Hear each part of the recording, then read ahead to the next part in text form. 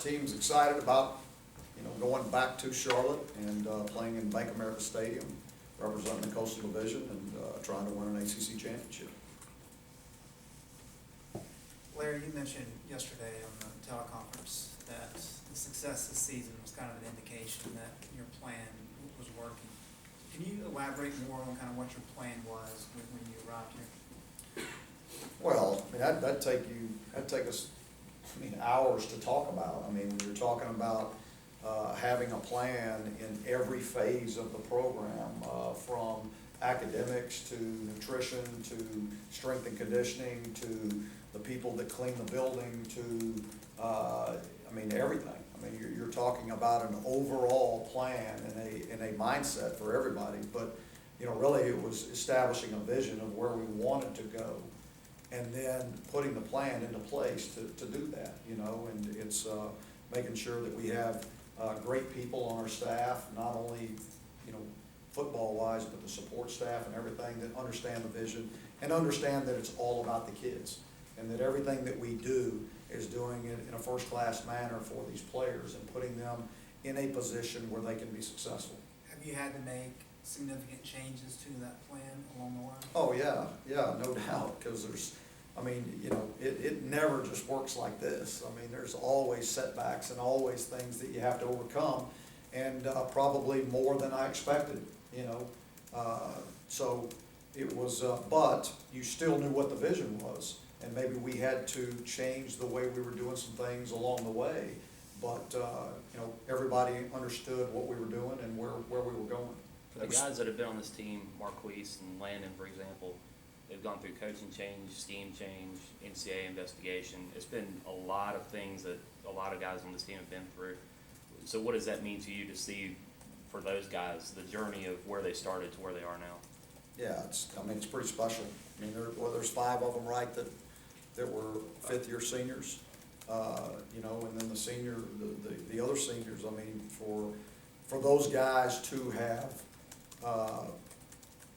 bought into the vision that we were selling, and to wholeheartedly give everything they had to try to make that happen, to reach their dreams and goals. I mean, it's an incredible feeling to see that happen for those kids. And then, on the other side, that makes me feel confident that no matter what's thrown at them when they leave this university with their degree, that, they're going to be successful and they're going to be able to fall back on the lessons that they've learned overcoming all of this adversity. Have there been moments the past few years where you've been like, what have I gotten myself into? Yeah. Bumps in the road. Yeah, definitely. Definitely. I mean, there were a lot of things that were unexpected, and a lot of things that were tougher than I thought. Coming into the situation, I'd be lying if I told you that it was any other way. But at the same time, I mean, even though it may be frustrating, I mean, the plan was set in place, and we're going to work the plan every day. And that meant motivating people and keeping people positive about, what was going on in the program, and that our future is very bright. What were some of those things that caused you some of those pauses where you were like, well, the ongoing investigation, or the multiple investigations, or the regurgitation of the same information over and over and over, just to keep bringing it up, to create a negative atmosphere for as long as somebody could create it. That was difficult. As a coach, do you sit back and pat yourself on the back a little bit and saying, I actually did this and I was shorthanded? No, I don't really pat myself on the back. So, and that's a fault of mine right now, and it has been my whole life. Of I need to make sure I do a good job of patting people on the back. I don't worry about myself. I'm comfortable with who I am, and and because of that, sometimes I don't pat other people on the back, and other people aren't like me all the time, and so they need to have that affirmation that they're doing a good job. And so that's something that I know is a fault of mine that I have to continue to work on, and it's just the way I was raised. It's just the way, it's who I am. Are you able to? Do you feel like you were shorthanded along the way, and still? Oh, I think we overcame some tremendous odds, yeah, and some tremendous adversity throughout the process. Yes, I do. But I think, you know, anytime you achieve anything that's great, I mean, you got things to overcome. That's just part of life. I mean, it never just happens the way you want it to happen. I mean, at least for me, it's never happened that way. So, I mean, you know, I'm growing as a coach every day, you know, but the great thing is that I know that I cannot fail. I can only learn and grow from the mistakes that are made and things that happen. So, you know, it's, that makes you feel better. Are you able to climb this, I appreciate this climb that the program has made, but like what we were talking about at the beginning to now, or are you so caught up in Well, we game, got so game, much, you know, yeah, for me, I mean, again, you guys know, I'm just like, when it's all over with, maybe I'll sit back and smoke a cigar and think back on it, you know, but, right now, I mean, we're fixing to play the #1 team in the country. We don't have time to pull our, you know, kick our shoes off and throw our feet up. I mean, we got a lot of work to do. The changes to the vision you were talking about, what was the most difficult change to recognize and to implement? Well, I would say that for us, it was that we had to constantly, you know, be prepared to defend ourselves in recruiting. I mean, long before you could ever sell what you had to offer, you had to defend. And that was something that was constant, you know, throughout the process. And that was surprising. So you can't keep your feet up? No. Yesterday when you addressed the team, obviously you accomplished the state championship and the ACC Coastal Division title. What was your message yesterday morning? Because I think we're at a point now where it did have to change this week. Yeah, well, they knew, because I mentioned it in the locker room that, you know, okay, we've hit these goals on Sunday, we've got to reestablish new goals. And so there's not a guy in there that was laying back and saying, oh man, we accomplished our goals, you know, we're good.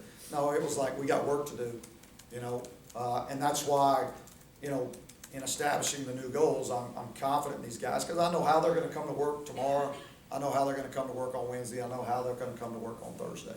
And their consistency throughout this whole year has made this process so much fun for this coaching staff. It's not come in from pregame and go, all right, how'd they look? What were their eyes like? You think they're going to be okay? They're going to be, you know, how are they going to play? And you laugh, but there's been many times in my life that that's what you do. And you have no idea. You say, oh man, they look really good in pregame. They go out there and lay an egg. Or, I don't know if we're ready, and they go out there and crush somebody. Well, this group, it's just the same way all the time. And that's nice. Coach, 1980 was the last time you guys won an ACC championship. Do you remember where you were at, what you were doing in 1980? Yeah, I was in high school. 1980. I guess I was starting my senior year of high school. Reagan get shot that year. Yes. Yeah, I was in the parking lot, I remember that. Yeah, it was a good year. There was a lot of good things happening. We were senior in high school, man. You know, I was having a good time. Not the Reagan. Has anyone? Not No, the not the Reagan. I didn't mean that. Don't infer that I meant that was a good thing. I was a senior in high school, good thing. I mean, it was, you know, you're on top of the world. It was a long time ago. Well, thanks. Appreciate that. Has anyone from that 80 team reached out to you since you guys clinched the Coastal, or do you communicate with anyone from that team at any point? You know what, I have met guys along the way this year that were part of that team, and you know, not by any means a lot of them, but there have been guys that said, yeah, I was on that team, you know, and I mean, it's pretty cool, you know, to talk to somebody that was in that situation, you know, so, yeah, it's pretty cool. Would you consider having any of them speak to your players this week or do anything like that?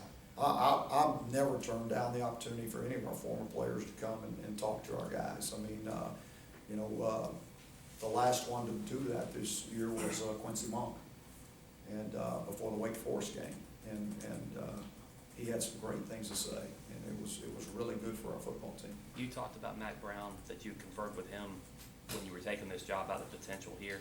Have you had any communications with him during the course of this year about? Just text after every game. Yeah. Yeah, back and forth text after every game. I mean, he's busy, you know, and he knows I'm busy, but he's got his eye on us. He's watching, you know, and he's been very, very complimentary. Yeah, when, the turnovers that you guys went 3 games without a turnover, it's been 2 in a row with 3. What's been the problem the last 2 games? Is there something in particular you can put your finger on? Nothing in particular. I mean, it's not because of lack of emphasis or anything like that. But we will, you know, we'll make sure we reemphasize it this week. Our guys, they know, you know, we gotta do a much better job of that, much better job. And if we do that, we give ourselves a chance, you know. And if you go, you play the #1 team in the country and you turn the ball over, you're gonna make it really, really tough, really tough. So we gotta do a great job of that, and our guys know that. Defensively, after the Duke game, you and Coach Jessica said that was not the standard. The guys didn't play to the standard you wanted. This past week, got NC State, it was kind of a familiar pattern in the sense that you guys got up to a huge lead, and State sustained drives, got 500 yards of offense. Yeah, How do you and feel about where things are? let me go ahead and set the record straight there, because some of that you can put on me. Because there were points in the game where I said, Gene, they gotta do this, this, and this to beat us. All right, make them work for every yard they get, all right?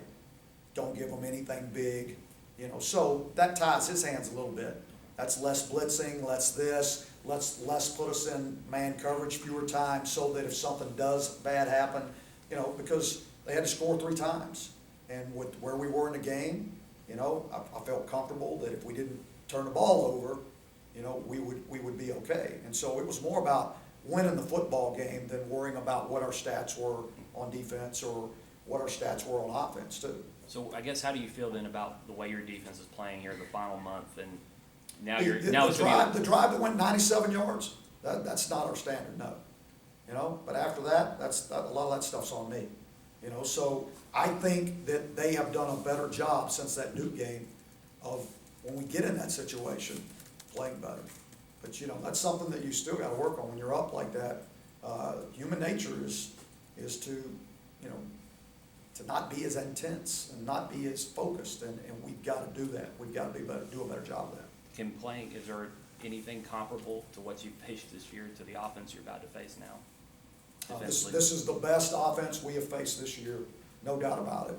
And this is the best defense we've faced this year. This is the best football team we have faced. I mean, they're the #1 team in the country. And they've been that way for how many weeks? 10 weeks? Many. Long time, right? As long as you guys can remember. So, they're really good. They're really good. So you're okay, I guess, with where your defense is going into a matchup where they're gonna be I'm tested? not okay with anything. Do you feel it, well, you always trip me up with this. I guess overall then, do you see your defense is in a good position? I think our defense can play well enough to put us in a position to win. You guys have obviously come a long way on the field. In terms of generating support, though, it seems like there's still perhaps a ways to go in terms of changing the culture, building more of a support around the program, lots of empty seats. I think that's more of, that's more a matter of opinion. I mean, again, you know, I'm as impatient as anybody in the process, but I also understand it's a process. And anytime you are changing things and change culture, it takes time. And yeah, I want it to happen right now. I want it to happen yesterday. But I think we're making a lot of progress, I really do. How can you use this season to enhance fan support and get more people here? Well, anytime you win, I mean, everybody wants to be around a winner, you know. So we'll take all the bandwagon people that want to jump on, we'll take them. Larry, your team is outside of the top 100 nationally in plays run, which is something. Yeah, many- totally out of what we normally do. Right. Yeah. Why is that? I know you said you don't always do the fast tempo thing, but is tempo still? Oh, yeah, very much so. Thing is- Yeah, I mean, we used tempo quite a bit in that game the other day. You know, but what we've gotten back is more to the roots of what we really, where this offense started, and that was being multi-tempoed. You know, we had gotten away from that and everything was fast. And so, in going back and looking, in my opinion, we started sacrificing execution for speed. And I just, you know, going into this year, I didn't want that to happen. I wanted us to execute, still be able to go fast when we wanted to, but also be able to slow it down when we needed to and execute. And so I think our guys have done a really good job. I don't know where we are this year, average per play offensively, 7.5. okay? We haven't done that in the last, it's been a while, a long time for me. I don't know if I've ever been 7.5. Second best in the country. Yeah, so I'd say we're executing pretty good, and whatever tempos we're using is pretty effective. Do you Is think that that- beneficial for the defense as well? on the flip side? Oh, yeah, I think so. And part of that is we're playing better defense, and so, okay, we don't need to go at breakneck speed all the time unless we're getting some kind of great advantage. We don't have to do that. And part of that, guys, is we've been up quite a bit in quite a few games. And I mean, there's a lot of times in the third quarter, we pull Queese out in the third quarter, after one drive. Or I have said, hey, use the clock. We're in great shape. Let's win the game. So it doesn't always help your stats, but we've won 11 in a row. How much is not being as focused on that breakneck speed that, every snap in every 18, 19 seconds like you talked about last year, help when you had to pull it back? Like the other day, you guys had a possession, in the fourth quarter, you only went 10 yards, but you used 3.5 minutes, which is unlike what you would have done before. How much does it help when you've had to pull back? I think it's helped a bunch because because we execute better, and so being able to change our speeds within a game and be multi-tempoed has been, it's been a factor in our success this year, no doubt about it. Coach, I apologize for asking this question. Could you update us on Janice's situation? Could you update us on Janice's situation, player? Janice? Giles. TJ I'm Giles? sorry, Giles. Yeah, TJ Giles. No, it's all right. He's been suspended for violation of team policy. That's it. With the big plays, just how do you explain just kind of this